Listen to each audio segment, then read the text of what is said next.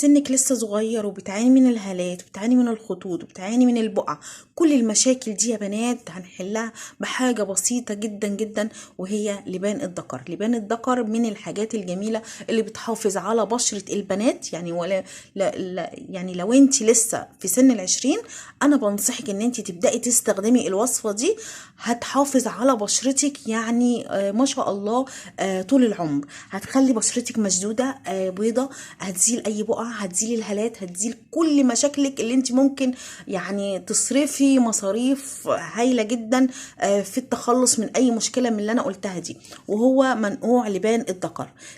لبان الذكر او الكندر من اقوى المكونات اللي بتعمل على انها بتحافظ على البشرة، يعتبر كولاجين طبيعي بيمد البشرة بكل اللي هي افتقدتها مهما كان سنك. حتى لو عدى ال50 ابدأي اعملي الوصفة دي وهتشوفي النتيجة ان شاء الله. وكمان للبنات الصغيرين استخدموها، خلي التونر ده عندكم كده على في الحمام، في المطبخ، في اي حتة. المهم تقومي من النوم الصبح وتبدأي ترشي كده رشتين على بشرتك، و بتدليك خفيف كده، وتسيبيه لحد ما ينشف. بعد كده بتشطفيه. بجد من الحاجات الجميله اللي هتعمل على شد البشره.